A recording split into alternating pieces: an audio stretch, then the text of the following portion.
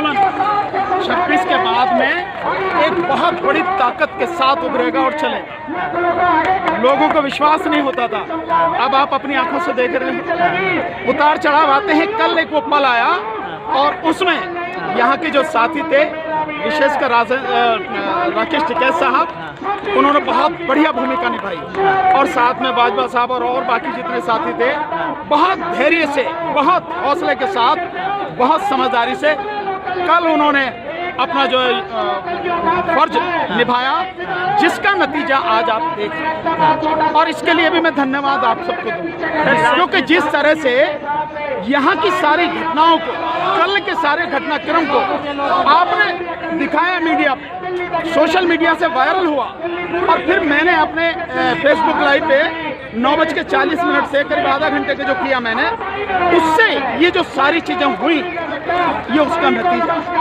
तो जो लोग ये समझते हैं कि किसान कमज़ोर हैं, किसान जानते नहीं हैं और जो गोदी मीडिया है वो जो मनमानी चाहेगा कर लेगा, कल उसने की भी, उन्हें ये समझ में आ जाना चाहिए कि तुम्हारी कोई भी चाल, कोई भी षड्यंत्र यहाँ कामयाब नहीं होगा।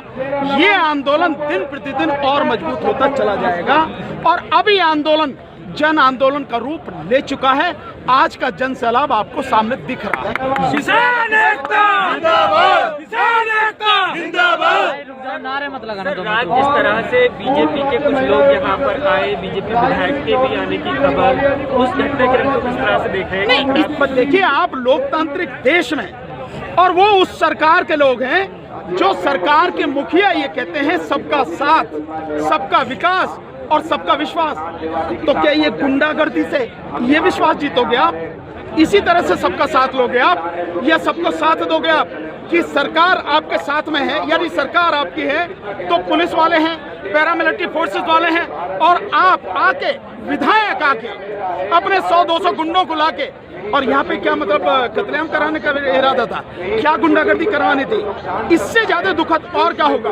और मैं समझता हूँ शासन प्रशासन के भी जो भी लोग थे, आईजी डीआईजी लेवल तक के लोग थे, एसपी एसएसपी डीएम एडीएम तक के लोग थे, क्या ये आईएएस आईपीएस लोगों को, इनको समझ नहीं है?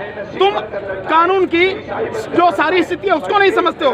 क्या तुम सरकार के इतने गुलाम बन गए हो कि संविधान की शपथ तो तुमने जो कानून के अनुसार काम करने की नीति थी उसे भूल चुके हो? और तुम्हारे सामने गुंडे आके कह रहे हैं कि भैया पुलिस वाले तुम चलो, हम तुम्हारे साथ में। इससे बड़ी गुंडागर्दी और क्या होगी?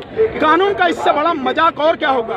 संविधान की इससे ज्यादा धज्जियां और क्या उड़ाई जाएंगी? ये सब कुछ उन्होंने कल किया और मैंने जैसे पहले कहा कि वो इस गुंडागर्दी के दम पर इस आंदोलन को खत्म करना चाहते हैं। जन आंदोलन जब होता है और विशेषकर किसान का आंदोलन, और ये आंदोलन न केवल इस देश में बल्कि दुनिया के इतिहास में दर्ज हो चुका है। इतना बड़ा और इतना मजबूत आंदोलन, आप समझ रहे हो कि क्या 500 200 या 1000 गुंडे लाके इस आंदोलन को खत्म कर दोगे? ऐसा संभव नहीं है। और मैंने जैसा अभी मंच से कहा, फिर मैं ये कह रहा हूँ कि जिस तरह से आप कानून को हाथ में ले रहे हो और सरकार आपके साथ में खड़ी है, पुलिस तमाशा देख रही है, सारे अधिकारी सारे सब चीजों को सामने अपने सामने होते हुए देख रहे हैं, इसका मतलब ये माना जाए अभी षड्यंत्र शामिल है। अगर ये लोग भी, ये जो जन समूह है, ये भी अपना धैर्य खो दे, ये भी कानून को 1 मिनट के लिए ताक पर रख दे और न माने कानून को, तब क्या हाल होगा? कितने लोगों को चोट होगी, कितने लोगों को दिक्कतें खड़ी हो जाएंगी। और मैं दावे के साथ कह रहा हूं, अगर इस सब पे हो जाए और ये भी कुछ समय के लिए कानून को भूल जाए, तो मैं जानता हूं कि उनमें से कोई भी सही सलामत यहाँ से वापस नहीं जा पाएगा। इन चीजों को समझना जरूरी है। हर किसी को विरोध करने का अधिकार है। हम लोग कानूनी तरीके से विरोध कर रहे हैं, संविधान के दायरे में रह के कर रहे हैं और सुप्रीम कोर्ट ने भी कहा है, इस मामले से जुड़े हुए मामले में भी कहा है कि किसानों को हम नहीं हटाएंगे, क्योंकि किसानों को अपना विरोध करने का, आंदोलन करने का संवैधानिक अधिकार है। हम उसी अधिकार का तो प्रयोग कर रहे हैं और बहुत शांतिपूर्वक तरीके से कर रहे हैं। पुलिस कह रही है कि किसानों ने हमारा एग्रीमेंट तोड़ा है। कौन सा एग्रीमेंट तोड़ा है? ट्रैक्टर परेड का निकालने को। उन्हें बताओ कौन सा एग्रीमेंट है। और अब मैं आपको बताता हूँ कि एग्रीमेंट क्या है। अगर एग्रीमेंट है तो ये जिम्मेदारी एग्रीमेंट के तहत सरकार की है, पुलिस प्रशासन की है कि जो रूट आपने दिया है उस रूट को बिल्कुल क्लियर करोगे आप। उस रूट में कोई भी हर्डल नहीं होगा, कोई भी रुकावट नहीं होगी। आप देख रहे हैं कि ये 3 लेन वाला रोड है, इसके पीछे 3 लेन वाला है। जब यहाँ पर पीछे 10 किलोमीटर तक ट्रैक्टर खड़े हैं और ये दोनों तरफ 1-1 मीटर की दीवार खड़ी है, ये दीवार आपने तोड़ी नहीं है, जो रास्ता आपने दिया था उस रास्ते को आपने बिल्कुल कॉरिडोर नहीं किया, बनाया नहीं सही तरीके से, साफ नहीं किया। जिम्मेदारी आपकी थी और आपने आगे जो है बैरिकेड लगा दिए, कंटेनर डाल के रास्ता रोक दिया। व्यक्ति ना इधर जा सकता है ना इधर जा सकता है और कंटेनर डालकर ऊपर से सेलिंग कर रहे हो, आप आंसू गैस के गोले छोड़ रहे हो। और लोग जो यहाँ पे आए हैं वो दिल्ली के रास्ते को नहीं जानते हैं और ये रास्ता यहाँ से लेकर दिल्ली तक कोई कट नहीं है, दिल्ली ही जाके मिलेगा। रिंग रोड में टच हो गया, मिलेनियम पार्क पे जाके तो आदमी वहां तक पहुंच ही जाएगा। ये जिम्मेदारी आपकी थी कि जो रूट आपने बनाया वहां से उसी रूट पे निकालते। ये जो बीच की जो डिवाइडर है इसको तोड़ते, आप रास्ता बनाते, नहीं किया आपने। अगर हम में से कोई तोड़ता तो इस बात पे हम पे जो भारतीय दंड संहिता की धारा यानी आईपीसी की धारा 427 में मुकदमा हो जाता। मतलब हम पीसफुल तरीके से काम करने आए हैं और तुम्हारे जाल में फंस के जो तुमने हमारे साथ षड्यंत्र किया है उसके लिए गुनहगार कौन है? क्या पुलिस प्रशासन नहीं है उसके लिए गुनहगार? क्या सरकार गुनहगार नहीं है? क्या गृह मंत्री का षड्यंत्र इसमें शामिल नहीं है? क्या उनके खिलाफ एफआईआर नहीं होनी चाहिए? अगर सर पुलिस से गलती हुई है तो किसानों को गलती नहीं, पुलिस से गलती की बात नहीं है। पुलिस इस बात से नहीं बच सकती कि उससे गलती हुई है। पुलिस की जिम्मेदारी है, जिस दिन गणतंत्र दिवस की परेड है पूरी दिल्ली को हाई अलर्ट पर रखा जाता है। जो जोन है वहां से अगर आप जाते हैं तो उधर से विजय चौक से लेके और लाल किले तक पूरा रूट सील कर दिया जाता है। लेकिन कैसे लोग वहां पहुंच गए? और जो वीडियोज आ रही हैं उनमें तो पहले से पता है कि किसानों के पहुंचने से पहले 1000 लोग वहां पे ऑलरेडी थे। पुलिस वहां पे आराम से बैठी थी। किसका षड्यंत्र है ये? पुलिस अपनी जिम्मेदारी से इसलिए बच सकती है कि हमने नहीं किया तो आप कर लो। आप ऐसे नहीं होता है। जब गणतंत्र दिवस की सुरक्षा की जिम्मेदारी आपकी है और यही नहीं, अगर आप थोड़ा सा पीछे चले जाओ तो 25 तारीख को दिल्ली के जो पुलिस कमिश्नर है उन्होंने ये कहा था कि हमसे जो रूट तय हो गया है हम उस रूट की व्यवस्था करेंगे। हमें मालूम है कि कुछ असामाजिक तत्व भी हैं, कुछ लोग गड़बड़ी कर सकते हैं, हमने उनको सबको आइडेंटिफाई कर लिया है। हम इस बात का ध्यान रखेंगे। तो क्या ध्यान रखा आपने? लोग वहां तक पहुंचा दिया आपने। और क्योंकि वो बीजेपी के लोग थे, प्रधानमंत्री गृह मंत्री के साथ में जिनका फोटो है, ये ध्यान रखा आपने। जो सनी देओल है, हेमा मालिनी है और धर्मेंद्र जी हैं, तीनों के तीनों बीजेपी के सांसद हैं, उनके साथ में फोटो है उनकी। तो यानी बीजेपी का आदमी है, आपका आदमी झंडा फहरा रहा है वहां पे। अपमान कौन कर रहा है? आपका आदमी। तो क्यों नहीं गृह मंत्री के खिलाफ और प्रधानमंत्री के खिलाफ भी एफआईआर करनी चाहिए, उनके खिलाफ भी इन्वेस्टिगेशन होनी चाहिए। सर, जो दिल्ली पुलिस कह रही है कि जो भी हिंसा किसान नेता फैला रहे हैं उन पे देशद्रोह के तहत यूएपीए के तहत मुकदमा होगा। देखो, इससे भी बड़ा कोई मुकदमा होता हो तो उसे कर लो, क्योंकि पुलिस तुम्हारी, कलम तुम्हारी, एफआईआर वाली किताब तुम्हारी और भैया सरकार तुम्हारी और अदालत भी तुम्हारी। जो मन में आए कर लो। हम कब कह रहे हैं? मैंने तो अभी कहा ना, 33 नहीं 3000 एफआईआर करो, 33,000 एफआईआर करो। बात ये नहीं है, बात ये है कि आप इस देश में कानून का राज चाहते हैं या आप कानून के नाम पे गुंडागर्दी चाहते हैं। आज हमारे साथ हो रहा है, आप हमारे खिलाफ एफआईआर कर रहे हो, कर दो, कोई दिक्कत नहीं है। हम तो कानूनी तरीके से लड़ेंगे और हम इससे डरते भी नहीं है। लेकिन आने वाले समय में अगर माना ये परिस्थिति बदल जाए, फिर क्या होना चाहिए कि जो बाकी लोग आए, जो आपके बाद आए, ये माने ये सरकार बदल जाए, जो दूसरी सरकार आए, तो तुम सबके खिलाफ भी एफआईआर होनी चाहिए।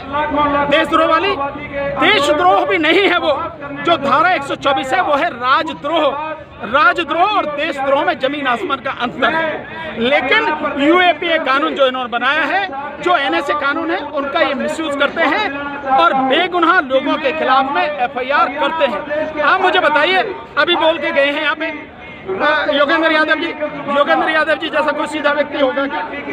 इतना सभ्य व्यक्ति होगा, इतना आराम से मीठा बोलने वाला?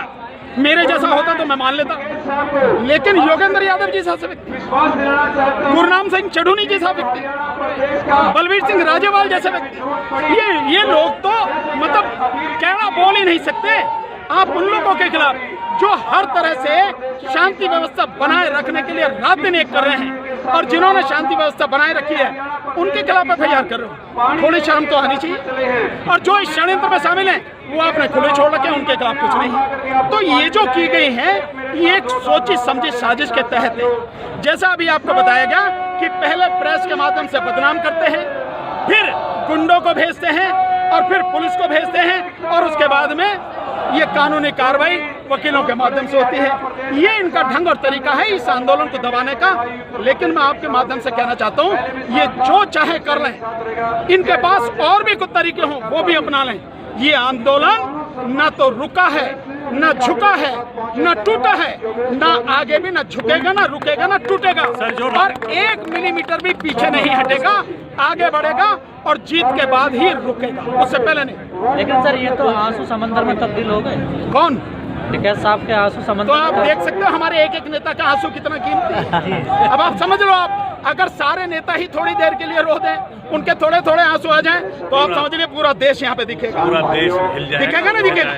ये समझना, ये आंसू की बात नहीं, ये उस सच्चाई की बात है जिस सच्चाई के आधार पर किसान ये आंदोलन कर रहा है। ये सारे के सारे लोग नासमझ नहीं है, ये जानते हैं हमारा एक नेता अगर यहाँ रो रहा है, और किसके लिए रो रहा है, वो ये कह रहा है कि किसानों को मारना चाहते हैं, और ये हकीकत है।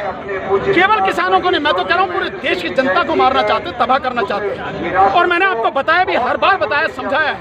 तो ऐसी स्थिति में अगर है, व्यक्ति का दिल भर आता है, और उसे केवल अपने नहीं, जो उसके साथी हैं उनकी जान माल की बहुत बड़ी चिंता होती है। इसलिए ऐसे पल भावुकता के आते हैं। और मैं धन्यवाद देना चाहता हूँ देश के सभी लोगों को, जिन्होंने टिकैत साहब की उस भावुकता का, उन आंसुओं का मान रखा, और आज उसी के बदौलत यहाँ पर पूरी ताकत से इकट्ठे हो गए और सरकार को दिखा दिया, तो जितना दबाने की कोशिश करेगी ये आंदोलन उतना ही बढ़ेगा और तेरा सफाया करेगा।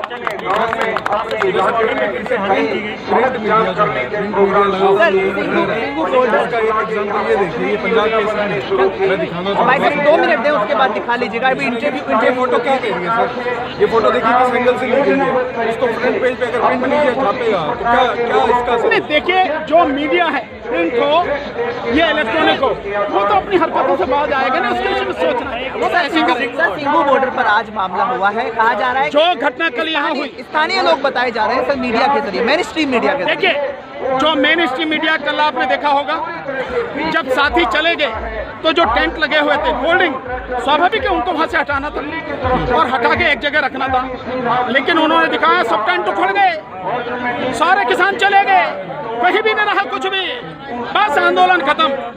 अब उन पे जो गुलाम मीडिया है, जिसे आप गोदी मीडिया कह रहे हो या मेन स्ट्रीम मीडिया मत कहना, मेन स्ट्रीम आप हो, वो तो गुलाम और दलाल मीडिया है।